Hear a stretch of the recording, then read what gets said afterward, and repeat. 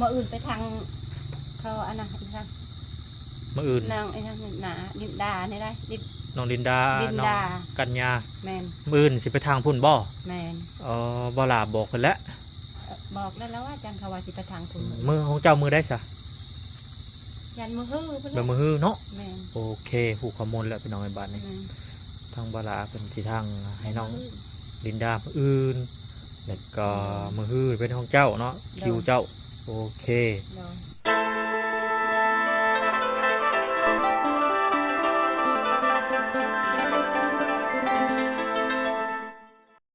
น้องพี่น้องเปิดภาพมาเมื่อนี้เข้ามาหาทางน้องในนามาอัปเดตเพิ่นก่อนเสียงยังเด้ออนแอดอยู่เมียห้องไปชังอันนี้ป่ะฮะไปได้ไหนฮะ บนมาหาแต่ดนเลยเนาะเสียงใส่กินฮอดแล้วเบิ่งนี่มานี่เอาไว้มาพี่ไปได้ไหนกินฮอดแห้งบ่ มาสบายดีมั้ยสบายดีพระเจ้าไปใส่บ่ฮะเจ้าเพื่อนบ่อยู่บ่โอ้สงสัยมาไปเกี่ยวเข่าบ่จักไปหน่อยเนาะสงสัยไปเกี่ยวเข่าผู้เจ้าไปทางใดฮะ บ่เห็นผู้เจ้าไปหน่อยเนาะสงสัยไปเกี่ยวเข่าไปแล้วไปน้องเล่นน้ำแม่คำตาเพิ่นบ่อยู่เนาะกานี่แหละน้องพี่น้อง ได้ยินข่าวแหละว่าทางเบาหลาสิมาเจาะน้ำมื้ออื่นบ่หรือว่าจังใดพี่น้องเนาะก็บ่ฮู้ว่าสิเจาะบ่อนใดหรือว่าบอลนี่บอหรือว่าเช็ดบอลหั่นกะยังห้องน้ำกับน้ำบาดาลเนาะพี่น้อง2เรื่องนี่แหละทั้งแม่คำตาน้องในนาเพิ่นยังทันได้ดำเนินเนาะพี่น้องทันได้ดำเนินการว่าซั่นซะกะงบทางบาลาเพิ่นก็เจ้าน้ำบาดาลพี่น้องเนาะบ่มื้ออื่นก็มื้อฮื้อนี่แหละน้องพี่น้องได้ยินข่าวเข้าพี่น้องเอ้ยเนาะ50กะได้ยินข่าวซื่อๆบ่น้อยก็ได้เนาะมาแจ้งข่าวซื่อๆก็บ่ฮู้ว่าเพิ่นสิทางมื้อใดเนาะแต่ว่าได้ยินข่าวว่ามื้ออื่นมื้อฮื้อประมาณนี้น้องไง โว้บังขลามบ่นี่เนาะเบิ่งพี่น้องไงโตมาเห็นบังขลามบ่จักอันนี้โอ้คักพอดีพี่น้องไงบ่ใหญ่บ่น้อยซ้ำนี่นะพอดีหายเลยพี่น้องว้าโตใส่กะทิน้ำตาลพี่น้องเนาะกะทิสดถ้าเป็นกะทิกล่องนี่ก็มันบ่มันพี่น้องเนาะมันบ่มันคักแต่มะพร้าวสดเฮานี่โอ้ยพี่น้องเอ้ยบอกเลยแซ่บ เขาน้ำสัมปลาทั้งพี่น้องเฮาทางอันชาวบ้านเพิ่นก็ยังบ่ได้เอาได้พี่น้องเอ้ยเนาะเพราะว่าวังกี้นี่ก็พายุเข้ามันหลดยิดย่อนพี่น้องเอ้ยมันยิดย่อนเพราะว่าเพิ่นก็บ่กล้าเกี่ยว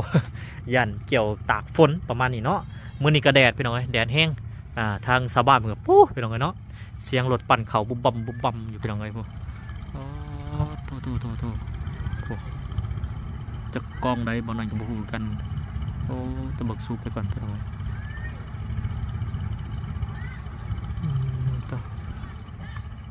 พี่น้องวัดปั่นเข่าเนาะเสียงแจ้สายแจ้ครัวพี่น้องเอ้ยก็จะว่าสิเขามาถามทางน้องในนาแม่คำตาเพิ่นเนาะว่าบ่ลาเพิ่นมาแจ้งการละบ่หรือว่าจังใด ก็จะหน่อยอาจเพิ่นสิมาพี่น้องเนาะเห็นตาหมาพี่น้องเลยม้าก็เห็นทางบ่อน้อยน้องพี่น้องขี่รถม้าก็เป็นม้าพอบ้านเพิ่นนั่นแหละเนาะมาทางวินเพิ่นเพื่อนพอบ้านเพิ่นก็จะปูนแจ้ผู้พี่น้องเนาะเห็นรถบ่อน้อยขี่รถมาเพิ่นจะไล่น้ำก้นพี่น้องม้าก็ได้แต่ว่าเพิ่นเคยกินน้ำบ่อน้อยพี่น้องเนาะกินนั่นกินนี่น้ำเพิ่นก็กินน้ำเพิ่นก็นี่แหละพี่น้องเนาะม้านี่กินเขาคำเดียวกับหูจักคว่ำพี่น้องเนาะ กินกระดูกกระเดียวน้ำเถื่อเดียวจำผู้เจ้าพี่น้องเลย โอเคน้องพี่น้องเดี๋ยวรอถ่าทางแม่ครับตากำลังในนาเปิดมาก่อนพี่น้องเนาะโอ้มาแต่ไซอ่ะนะมาแต่ไซน้องในนามาแต่ตักน้ำบ่โอ้พี่น้องเนาะน้องในนาเปิดมาแต่ตักน้ำอยู่ใช่หรออยู่น้องโมเมนต์อยู่หัวอยู่ห้องที่โอ้อยู่น้องเบิ้งน้ำใสแล้วบ่ยังขุ่นเนาะเจ้าบริแกว่งบ่เบิ้ลและหินสมนะยังอยู่บ่แม่เจ้าไปใส่บ่ฮู้มื้อนี้บ่ได้ไปเกี่ยวข้าวบ่มื้อนี้ไปโอ้จะไปเกี่ยวข้าวไปมื้อนี้เกี่ยวข้าวหญ้าโดยโอ้สบายดีพี่น้องแน่สบายดี แล้วบ่ข้าวหญ้าเจ้าแล้วมื้ออื่นไปใช้สำมื้ออื่นเจ้าไปเกี่ยวข้าวป่า โดย ตกไปเลยเนาะแม่เจ้าได้สับไปใช้มือนี่ เจ้าเข้าป่าคือกัน เข้าป่าคือกันเนาะ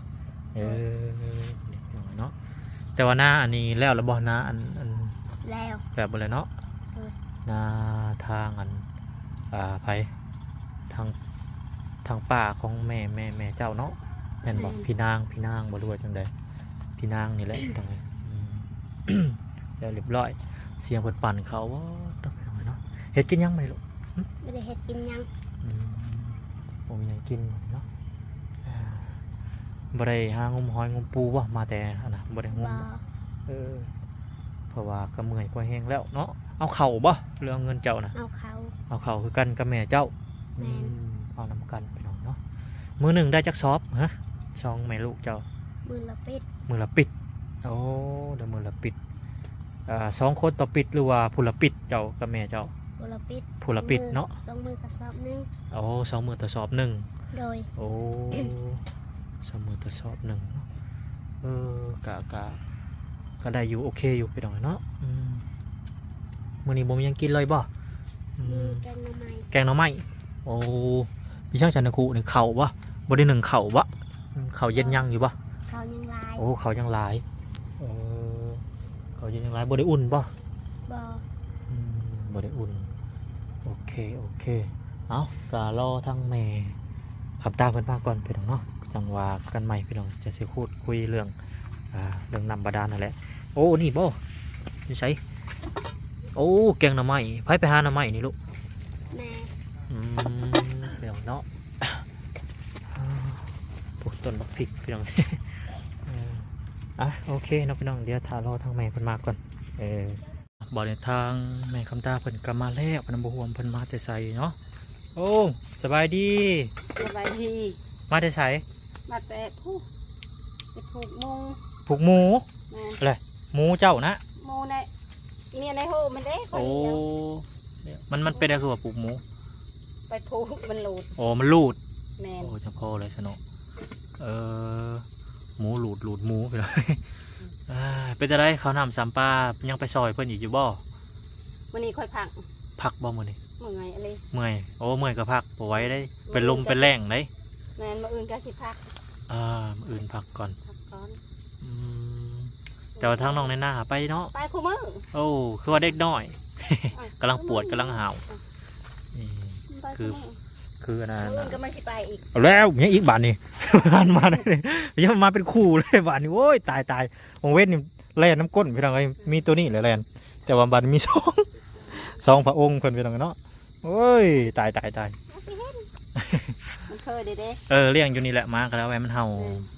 คนเห่าหยัง มานี่สิเฮาคนเด็ด แม่นะโก้ยตายบาทนี่ ว่าจะเห็นคนแลนใส่รถแบบนี้แหละ โก้ยแล้วบาทจื้อนะก็ให้กินผู้เจ้ากินบ่ผู้เจ้าก็ได้ จื้อ เออ เจ้ามาโลแห้งจื้อ ผู้ขับรถหรูแลน้ำปนดองเด็งมา จื้อฮัดเสียงรถ จื้อเสียงรถ แทนเบิ่งไปเอาอันนั้น เฮ็ดข้าวหลามบ่นี่โอ้เฮ็ดข้าวหลามบ้านนี่เสียดมือได้บ้านนี่ จะน้อยนี่ละ เสียดจะหน่อยนี้ แม่นละ สิเผามือได้บ้านนี่ มื้อ มื้ออื่นบ่ แม่น เดี๋ยวขอยจะเข้ามากินเด้อ มันสิ เฮ็ดสีละลายจังหน่อย น้อยอันนี้ใหม่เนี่ยอันนี้ในบ้านตัดให้ ในบ้านตัดให้โอ้เพิ่นก็ดีเด้อพี่น้องเอ้ยเฮ็ดกินนำกันเนาะเฮ็ดกินกับนายบ้านเพิ่นว่าซั่นจะเอานายบ้านมันก็ตัดให้เพิ่นก็ตัดให้แล้วก็ทำบ่น้อยสิมาแจมบ้านนี่กินแบบโอ้ยพี่น้องเอ้ยธรรมชาติคักพี่น้องเอ้ยหัวม่วนบางคนก็แกงปลาแกงอันเฮ็ดใส่ข้าวหลามก็มีเด้มันหอมเด้ เอาแม่ หอมได้ข้อยก็เคยกินอยู่แต่กี้อยู่นาแต่คุมื้อนี้บ่ได้มีโอกาสไปน้องออกไปนาเฮ็ด แม่น หลามใส่ไม้ไผ่บ้านโอ้ยหอมพี่น้องเอ้ยหอมหลายแซ่บนะว่าซั่นซะหลามแกงปลาใส่ไม้ไผ่บ้าน ป่าอีแน่นได้ โอ้ประเทศได้เอา ง้มเอานะฮะน่ะ โอ้ปลายังอะนะฮะ ปลากินยาเนาะ ปลากินหญ้า แม่น ปลาโทน้องในนาเพิ่นก็มาเด้ใช้ให้นาอยู่ไส โอ้วันเราเกี่ยวเขา บ่อนเกี่ยวข้าวพุ่น เกี่ยวเขาอยู่กับหน้าเขาพูด โอ้น้องในนาเพิ่นก็บัดขามาเพิ่นก็หาอยู่หากินมาโอ้มื้อนี้มีเมนูหยังอะนะ งปลาแกงหน่อไม้พี่น้องเนาะ ค่อยใส่ผักอันน่ะ อืม ใบสไลด์หน่อยนึง คือว่าอะไรน้องพี่น้อง ไปนาไปสอน ไปสอนนะอันนี้ฮะ ไปสอนเลย แล้วจะมาดูกลางคืนบัดนี้มีคนร้ายอยู่บ่ไปสอนนะมีคนอยู่บ่ ในบ้านท่านเอง โอ้สอนกับนายบ้าน แม่น โอ้พี่น้องค้าเมืองบริเวณเพิ่นเบิ่งอยู่ไส นี่ซ้อมน้องใหญ่ โอ้แหละก็เรียกว่าสอนในซุยอันนั้น บ่ อ่าโมเมนต์เนาะจ้ะหวยไปบ่ได้แล้วจ้ะโอ้เพิ่นสอนให้น้องแถวนี้เนาะอ๋อบ่ได้ไปดอกสัตว์พี่น้องเอ้ยมันเหมือนปืดตาระยานเหยียบงูเหยียบเงี้ยวโอ้ยไฟโคมไปเป็นไงเนาะแกงปลาพี่น้องไอ้มือนี่ก็ได้เสียดายอย่างเดียวพี่น้องบ่น้อยกินตำหมูหุ่งกินเข่าวเว้นเนี่ยอิ่มคักอิ่มแน่อะไรขอกิน แล้วอิ่มแล้วปะ แม่นขอกินตำหมูหุ่งอยู่เฮือนอัน กิ นั้น น บ้านนี่ฮะ เจ้าอยากเจ้ากินรส บ่ เจ้าบ่อยากบ่ เจ้สิกิน มื้อหน้าจะสิกินนำ คันบ่กินแล้วก็ยัง เอาไว้มันสิบูดมื้อหน้าจะสิกิน มื้ออื่น เพราะว่าบ่น้อยมักแบบแกงปลาต้มปลาธรรมชาติเอาไว้ก็ได้มันบ่บูดดอกบ่มีทะจกติ บ่ โอเคเดี๋ยวมื้ออื่นเขาสิเข้ามากินเพราะว่าบ่น้อยมักของธรรมชาติพี่น้องอิหยังกะยาบ่ว่าสิเป็นปูปลานาน้ำหอยบ่น้อยกินได้เบิดเลย ถ้าแกงโมง3 โมง โอเคอุ่นไว้ แกงหน่อไม้แน่ แกงหน้ำไม้นี่อยากถอยแล้วค่อยบอกกระเพาะ แกงหน่อไม้ แซ่บอยู่แต่ไม่แซ่บอยู่แต่ว่าอยากถอยแหละแกงหน้ำไม้นี่ บ่ไหวละกระเพาะพี่น้องเอ้ย ปลานี่สิเรียนถ้าบ่น้อยก็ว่า เออ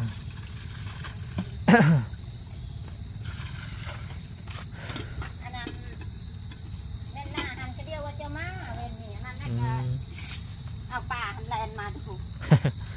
เออ ไม่ใช่ไอ้น้อยไม่ได้มา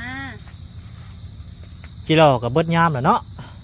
หรือว่ายังอยู่บ่ ย่างอยู่ มันยังมันอยู่บ่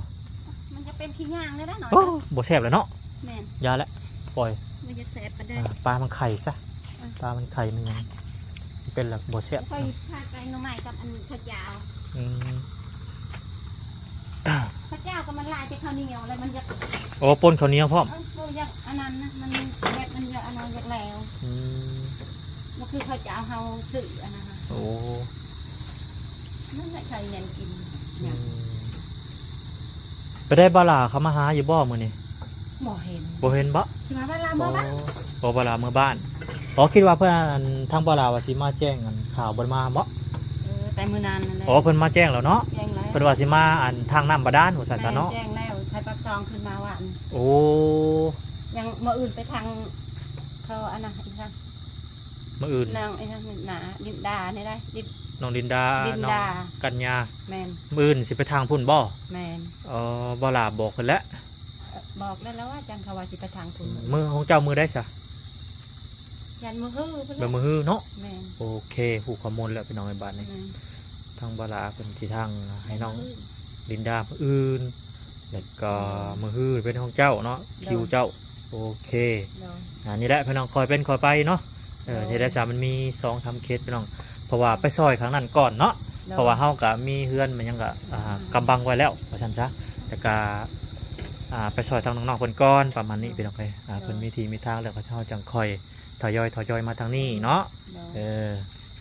ยว สรุปแล้วมื้ออื่นก็ไปน้องกัญญามื้อฮือก็มาน้องในนาเพิ่นบ่พอจะลืมชื่อเพิ่นว่าน้องในนาไปหลายมื้อแล้ว ลืมชื่อน้องในนาแล้ว ไม่ซื้อเรานั่นน่ะ ปอซื้อแบบซุปเจ้าเนี่ยโค้งก็เลย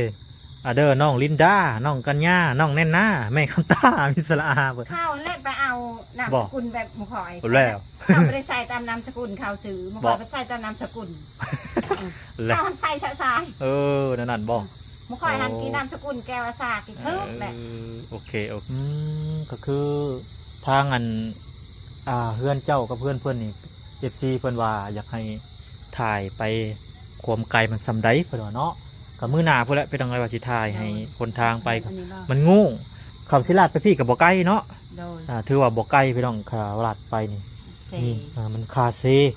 แล้วบัดนี้มันทางโง่มันครัวจมพี่น้องป้ายผู้เกี่ยวประมาณ2-3 ลักผู้นแหละ3 ลัก 4 ลักผู้นแหละก็ว่ากันไปกับบกไก่พี่น้องเลย ในหมู่บ้านเดียวกันนี่แหละแต่ว่ามันกระจายกระจายหมู่บ้านเนาะ แม่น มันไกลกันว่าซั่นซะจังได อันนั้นก็อยู่จุดซุ่ม อืม แบบอยู่แยกนั่นแยกนี่ซอยนั่นซอยนี่นะอยู่ แม่นเจ้าก็บ่ได้ใจฮ้อนบ่ได้ตี้เรื่องอันห้องน้ำบ่หรือว่าอัน น้ำบาดาลเนาะ ใจฮ้อนที่ซ่ บ่ใจฮ้อนดอกก็ให้ทางน้องเพิ่นได้ก่อนเนาะ แม่น ให้เพิ่นได้ที่อยู่ก่อนประมาณนี้ แม่นอันนั้นได้บาลาหยอกมันนะ เจ้าหันบ่ได้ได้ว่าอันน้ำบาดาลโอ้บ่ได้ก็ยากที่เฮ็ดไม่ได้ เพิ่ บ่ นหย ได้ อก เนาะ เออ แล้วก็ต้นแบบได้แล้วว่ะได้แล้วมีที่หาให้คำมาทางนะคะ เออ ตกใจบ่บ่สิตกใจช่างเนาะได้ก็เอ้าบ่ได้ก็เพิ่นก็หลายบอลสวยเนาะ อืม ใช่สิหายเป็น โอเค นั่นก็ตุว่าได้อะพ่บ่หายแล้วคือคอย คือมาฮอดคันนี้ก็โอ้เนาะ โอ้ คือ อั ว่าน มี นี้ก็ แฮง จะ หลา ว่าย ได้ย้อนเพิ่น สาธุหลายว่าซั่นซะ ว่าเพิ่นสวยสาธุจะว่าบุญหลาย นอนเฮือนคนอื่นเนาะพบพุ่น แม่น พบพี่นอนนั่นป่ากระเทือหนึ่งไปจังโอ้ย ว่าแม่ สวย นี่ จัง ไปละงองละงอย เออ ก็ไปละงองละงอยแหละไปละดงละตา อืม มีเฮือนอยู่ เป็นยังไง มี กัน เงินที่เฮ็ดเฮือนเฮ็ดตา คือว่าบุญมาฮอดมาจอดมาเทิงพี่น้องทางแม่คำตาเพิ่นกับน้องนี่นาก็โอ้ยพี่น้องสาธุหลายทางผู้ใหญ่ใจดี FC เบิร์ดสุขุสุคนรวมทั้งทีมงานพร้อมเป็นยังไงโอเคก็เรื่องนี้ก็บ่มีหยังหลายก็คือมาอัปเดตเรื่องราวของแม่คำตาเพิ่นเรื่อง